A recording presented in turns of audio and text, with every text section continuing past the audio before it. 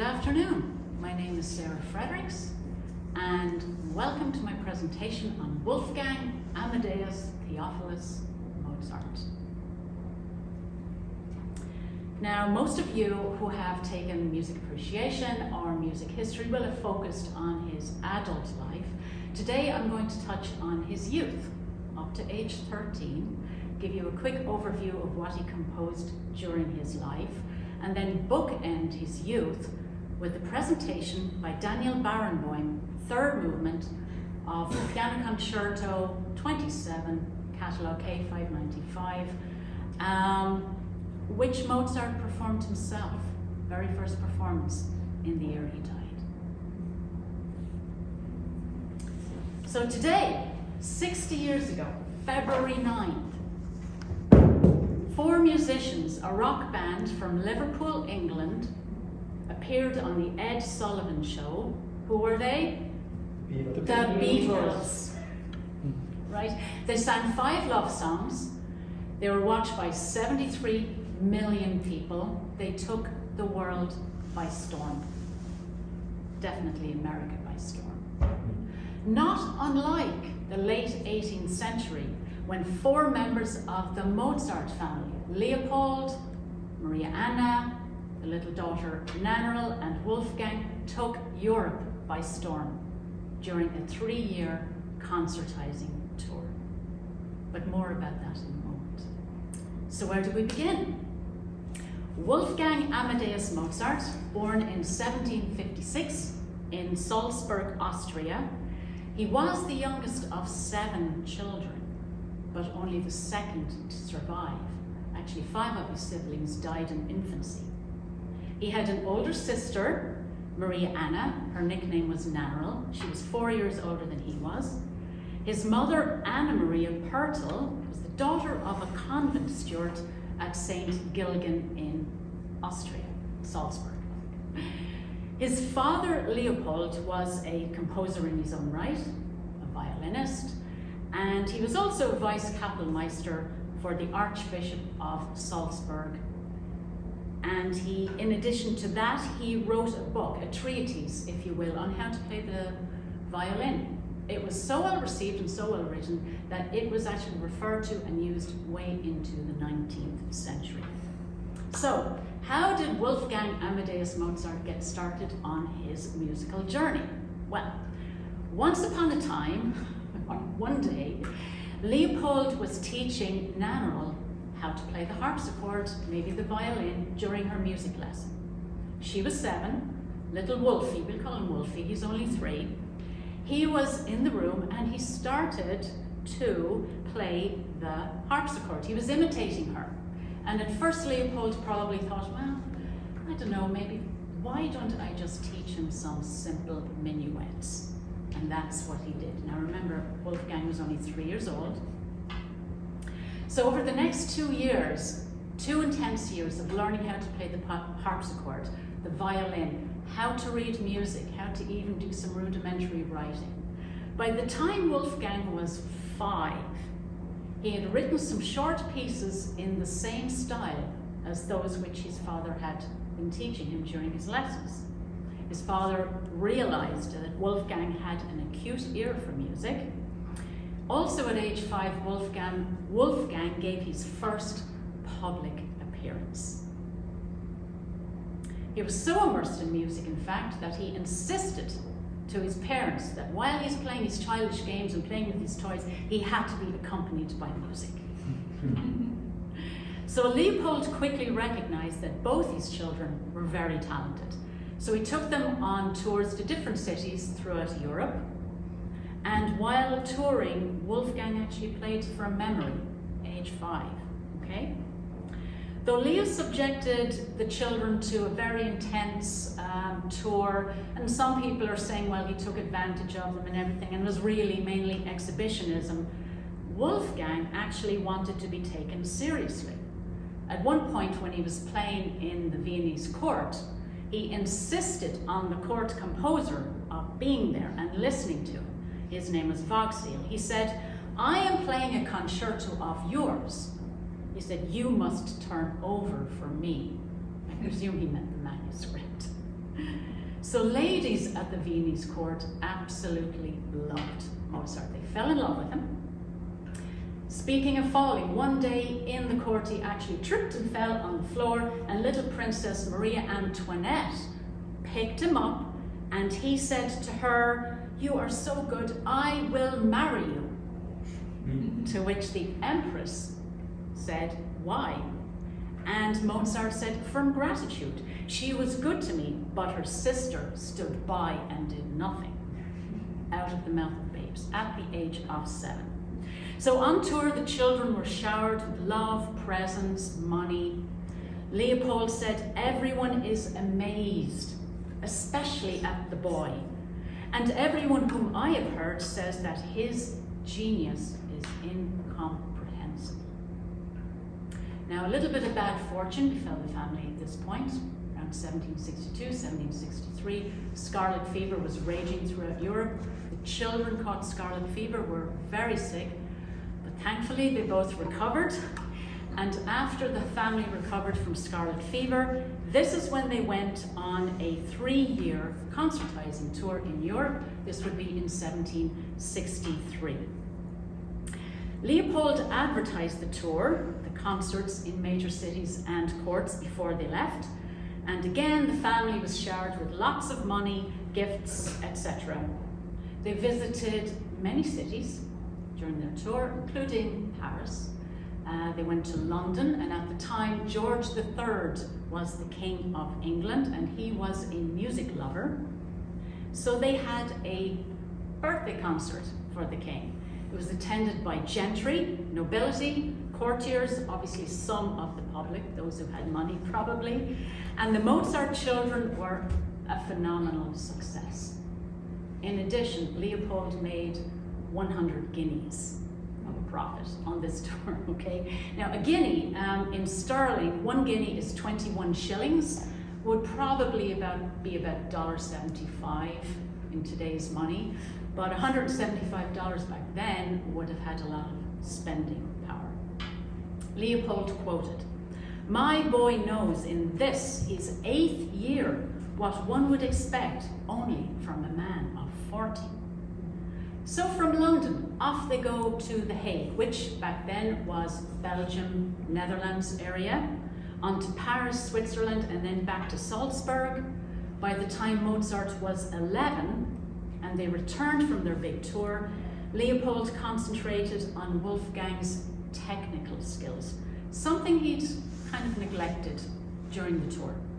He also taught him counterpoint. So here we come, by the age of 13, Mozart, by this time, Wolfgang had written sonatas, concertos, several opera and religious works. Now during his adult life then, he was a prolific performer and composer. He wrote in all classical genre. In fact, he was one of the first to compose a concerto for a new instrument at the time, a clarinet. But what did he compose during his adult life? About 40 symphonies, for starters, choral music, chamber music, including 23 string quartets, 17 piano sonatas, 27 piano concertos, violin concertos, and concertos for other instruments. But one of my favorite genres of his obviously was opera. He excelled in writing an opera. I will name 4 of his most famous ones. In 1786, you're talking about The Marriage of Figaro. 1787, Don Giovanni. And a little funny story about that. The day before that premiered, he was out partying and drinking with his friends the previous evening and frantically wrote the overture that night, the day before Don Giovanni premiered. The following 4 years, Così fan tutti, and of course, the Magic Flute. One of the last pieces of music that he composed, and we're very familiar with parts of it, is the Requiem. He never actually finished it. What he had composed was in 1791, the year he died. It was finished by his student Süssmayr. And what I would like to do today is present to you the third movement of one of my favorite piano concertos of his, number 27, and it happens to be the very last one that he composed. This is a performance by Daniel Barenboim, so I'd like to give you a little bit of information about him and then talk about the concerto itself. So Daniel Barenboim was born in 1942 in Argentina. Both parents were pianists. Okay, he's a classical pianist and conductor. He is still alive, by the way. He studied conducting with Igor Markovich in Salzburg and studied harmony and composition with Nadia Boulanger in Paris. At age 7, he had his first public performance, 2 years later than Mozart, at Buenos Aires. By age 24, he made his debut as a conductor with the English Chamber Orchestra in London. There's a really interesting documentary that he was involved in. I saw a little bit of it. I could only find part of it on YouTube. It's probably available on DVD or somewhere. It was done in 2006 with the BBC. It was a 5-part documentary, 5 lectures on music, called In the Beginning Was Sound. So it was very interesting what I saw. Also between 1992 and 23, Barenboim he has held several positions as conductor, to include the general music director of the Berlin State Opera, La Scala in Milan, and he also succeeded Sir George Solti as the musical director of the Chicago Symphony Orchestra. Unfortunately, a year before last, he has announced that he is stepping back from his conducting and performing engagements because of his health. But overall, he has won 7 Grammy Awards for his recordings, performances. He's also won the Order of British Empire and France's Legion of Honor. I'd like to mention a little bit about this wonderful performance that we're about to hear. Again, it is called the Piano Concerto 27 in B flat major. It is K595, that's the catalogue number. It is thought that Mozart actually started composing this in 1788, but it wasn't published until the year of his death in 1791. It's in 3 movements, fast, slow, fast, okay? And he gave his first performance of this, I'm talking about Mozart now, at a benefit concert for Joseph Beer, who was a clarinetist, above an inn. It's like, think of a modern motor lodge where you could stop your carriage and horses, have a meal, stay overnight, and if you're lucky, Mozart might be playing upstairs. But it was Mozart's final public appearance for the most part, as far as his concertizing in piano goes. And now you're allowed to roll your eyes for 1 minute while we talk a little bit about music theory. The concerto is scored for a small orchestra, 1 flute, 2 oboes, 2 bassoons, and 2 horns, in addition to some strings. Now, when you look at this performance, you'll see it's a much bigger orchestra, I imagine, in the rooms above and in, much smaller space, wasn't a concert hall. I'm sure the string section was much smaller.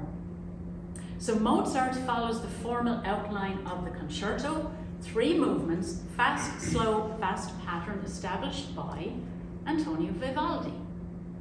You're going to hear the orchestral exposition, the ritornello, the solo exposition, then the development of the theme, and the recapitulation, including the cadenza, which is a solo passage by Barenboim, basically an improvisation and embellishment of the main theme.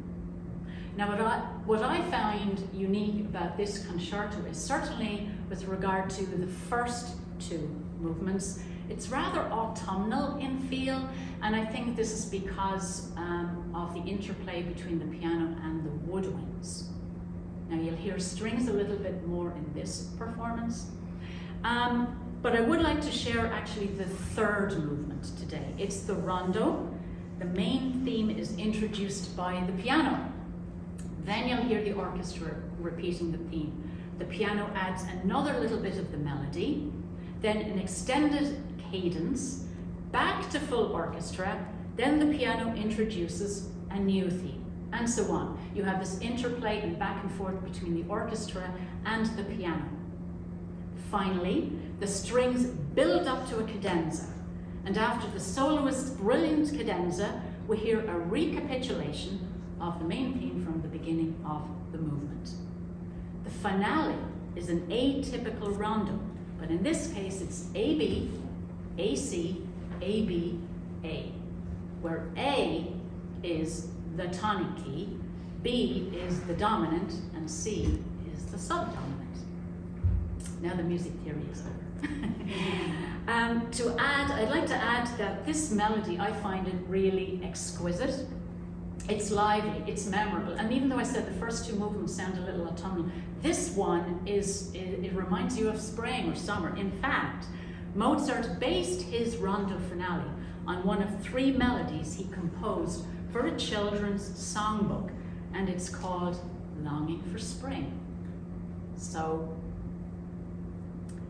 in conclusion, I think that, I mentioned the Beatles, they sang these love songs, and certainly love is something that was abundant in Mozart's life, not just from his family, his sister, and all his admirers throughout Europe and in courts, concert halls, etc., but also his love of music, his passion that he put into his music, his inventiveness, his imagination, the melodies, the rhythms, how he incorporated different sounds, the timbre of different instruments, and focusing on one more than the other. And I was trying to find a quote by somebody that would sort of encompass what Mozart's music means to us, because I know after we're all long and gone, his music will be played for centuries, maybe millennia, as will the Beatles' music, okay? And I found this great quote by a scientist, Albert Einstein. He said, Mozart's music is so pure and beautiful that I see it as a reflection of the inner beauty of the universe. And then I had to ask myself, what did Mozart think about music himself? Here is my favorite quote of Mozart. The music is not in the notes, but in the silence between. So sit back, enjoy Daniel Barenboim's performance of the 3rd movement of Mozart's Piano Concerto number 27, K595. Thank you very much.